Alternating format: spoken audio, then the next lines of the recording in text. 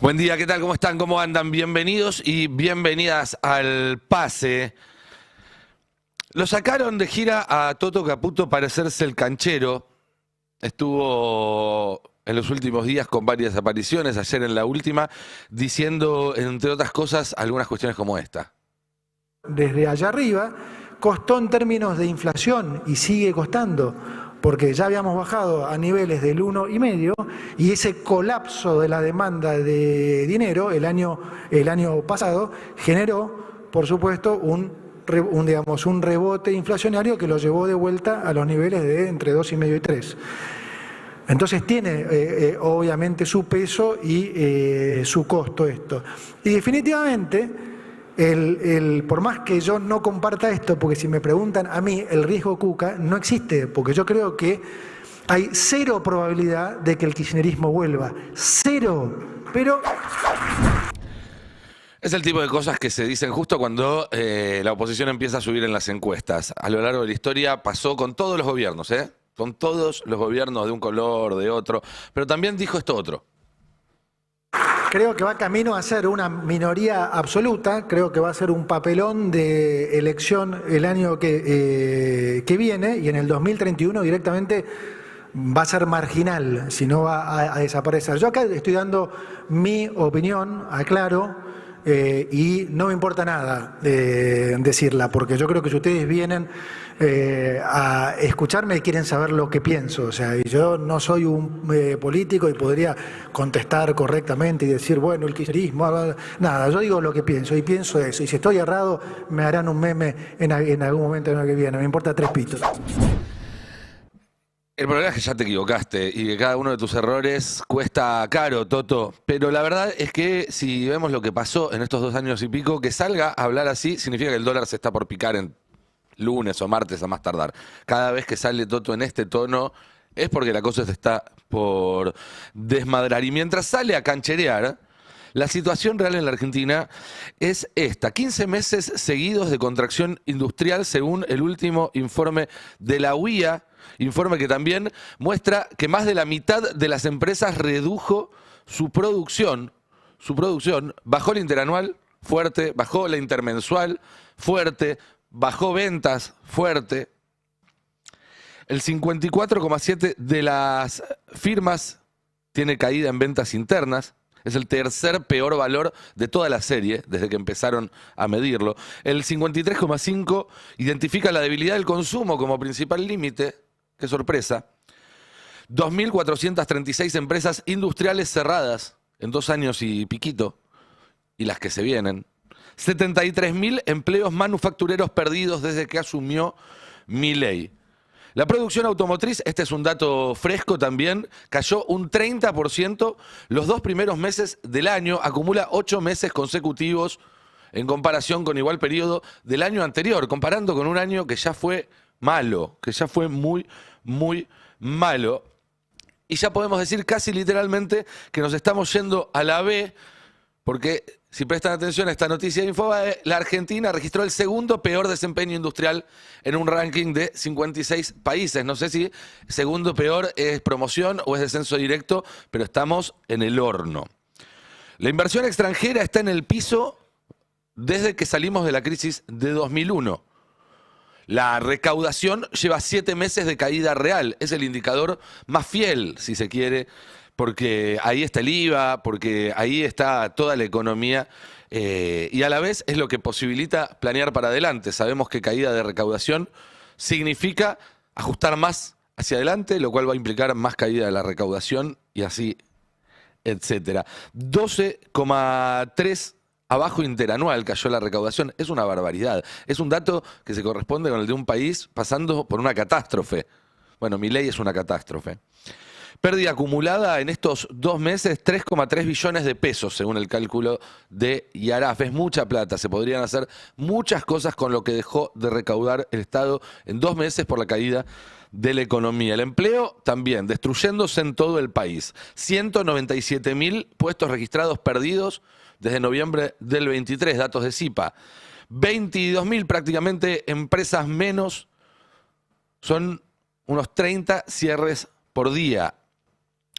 Todas las provincias argentinas perdieron empleo y empresas, excepto Neuquén. Muy buena nota de Fernando Seveira que pueden encontrar en el Destape. La podemos conversar un rato con él ahora en el pase. Lo cual es la muestra del país que estamos proyectando, que proyecta la economía de Milei. Cuando decimos puede crecer el PBI, pero cae el empleo, caen las empresas, está claro que el PBI crece solamente por el petróleo que estamos sacando y por el gas que estamos sacando en Vaca Muerta.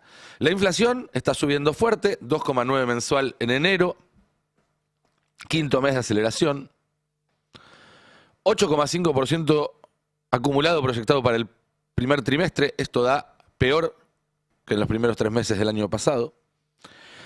El asado, por tomar un producto muy consumido en la mesa argentina, 76% de aumento interanual. El mercado, las consultoras que hacen previsiones de mercado empeoraron fuerte el pronóstico para el mes que acaba de terminar y también para todo el año. Ahora dicen que esperan que en febrero haya habido una inflación del 2,7%. En enero decían que iba a ser del 2,1%. Es mucha la diferencia. Es mucha la diferencia. Los salarios están por el piso. Sector público 17% abajo respecto a noviembre del 23. Sector público nacional 35% abajo respecto a noviembre del 23. La jubilación mínima que viene cayendo todos los meses sin excepción en términos de poder adquisitivo. El consumo de leche, carne, frutas, verduras, yerba, todos en mínimos históricos. A pesar de haber comprado dólares todo el verano, el gobierno no consigue recomponer sus reservas. Otra nota que pueden encontrar en el Destape de Fernando Alonso.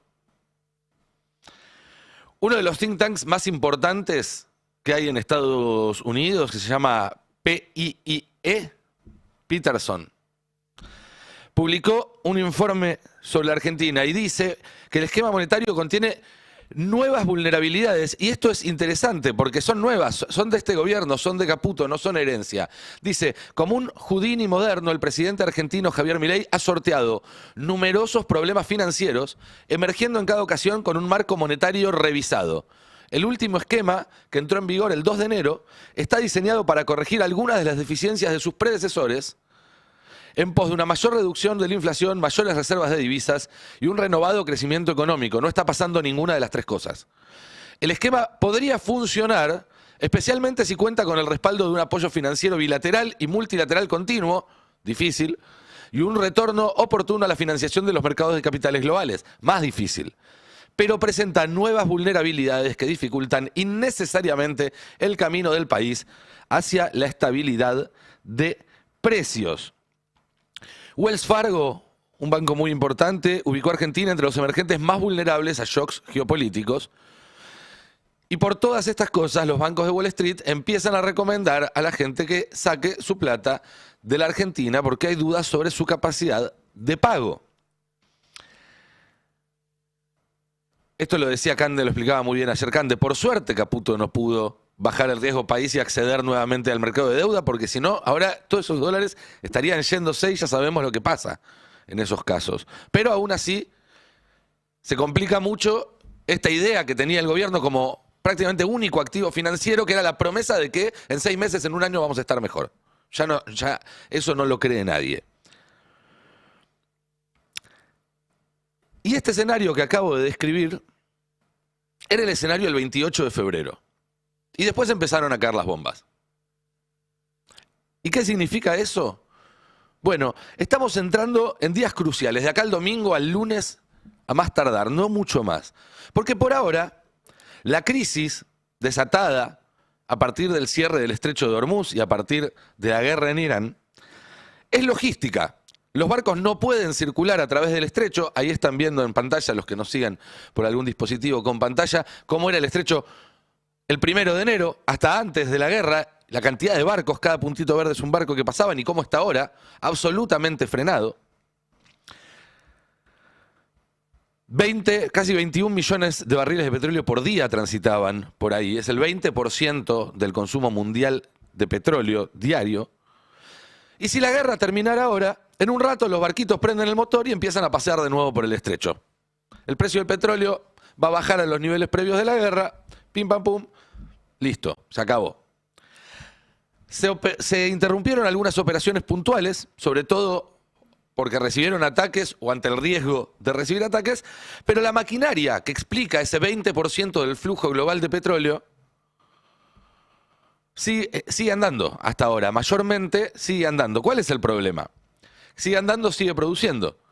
Se llenan los tanques, de los tanques van a los barcos, pero si los barcos no pueden salir a dejar el petróleo y no pueden entrar barcos vacíos a llevárselo, llega un momento donde no tenés donde meter más petróleo. Entonces tenés que dejar de producir.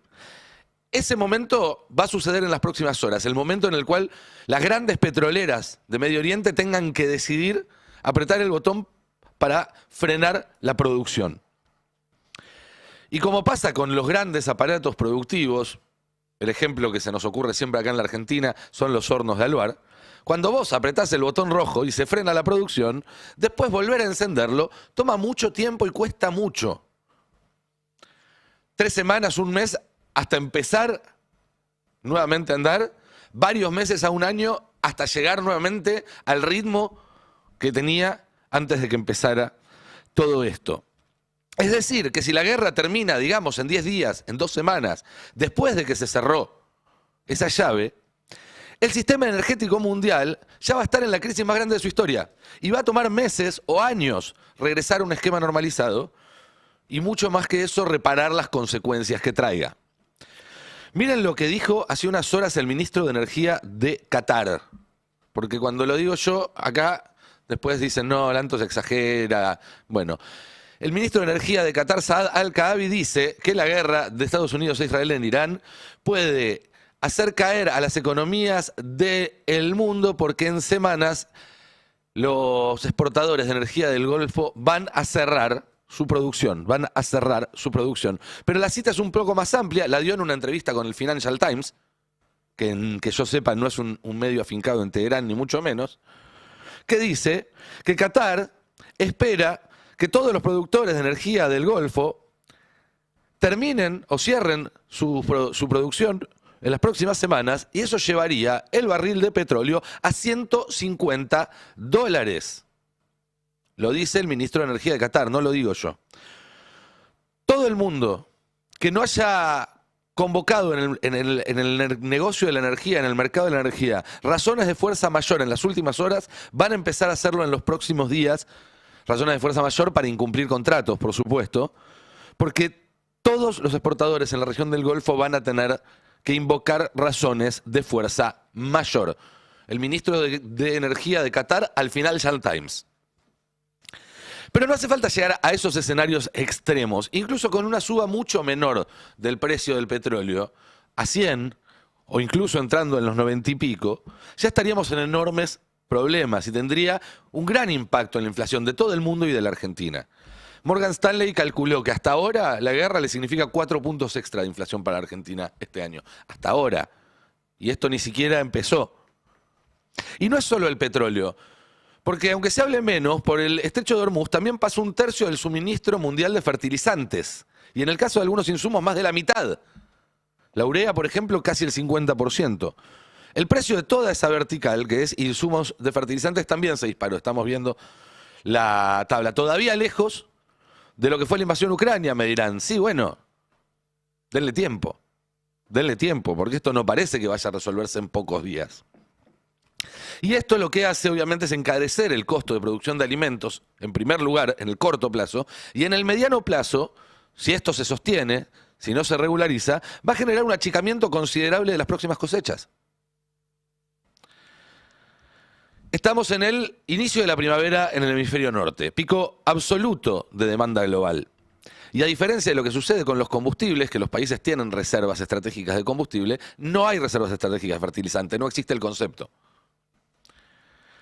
Y a eso, si quieren, se le puede sumar el tema de la logística. El seguro de flete se encareció, El Mar Rojo también está en alerta por actividad de los hutíes en Yemen, por lo cual buena parte del comercio que pasaba a través de Suez y del Mar Rojo ahora pasa por el Cabo de Buena Esperanza en el sur de África. Eso no solamente alarga las rutas, genera nuevos costos, sino que también disminuye la capacidad de transporte global.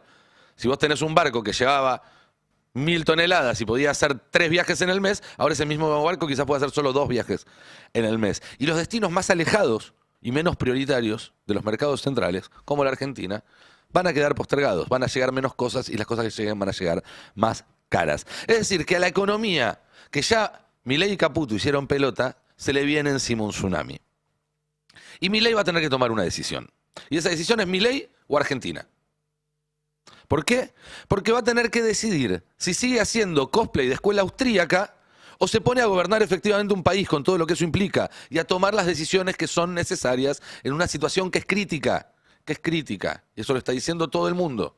No es el destape, lo está diciendo todo el mundo. Todos los países del mundo se están cubriendo frente a la tormenta que se viene. Protegen su economía, planifican líneas de producción alternativas, acumulan reservas que puedan suplir eventuales carencias, se asocian con otros países que tengan agendas o intereses complementarios para tener reaseguros. Todos los países del mundo, menos la Argentina. ¿Qué hizo Milei en los 2 años que lleva en el gobierno? Primero, con el DNU 7023, prohibió al Ejecutivo restringir exportaciones por motivos económicos. Prohibió poner cupos por motivos económicos, que es la herramienta más clásica de desacople de precios internacionales y precios internos. Ahora no puede. Para reimplementarla debería sacar una ley o hacer un DNU que dé marcha atrás con su propio DNU, lo cual implicaría algunas preguntas. Desreguló combustibles, eliminó el barril criollo, ahora pagamos precio internacional. Las pizarras se mueven con la cotización del crudo, cuando sube, cuando baja un poco menos. No hay ningún amortiguador. Bajó las retenciones a los alimentos, soja del 33 al 24, trigo del 12 al 7,5, y así con todos los distintos granos. Eso también desacopla los precios internos de los externos. Cuando suba el precio de los alimentos en el mundo, va a subir el precio de los alimentos en la Argentina. Eliminó los subsidios energéticos, y eso va a hacer que todas las subas de energía vayan directo a las facturas de los hogares, de los comercios y de las industrias.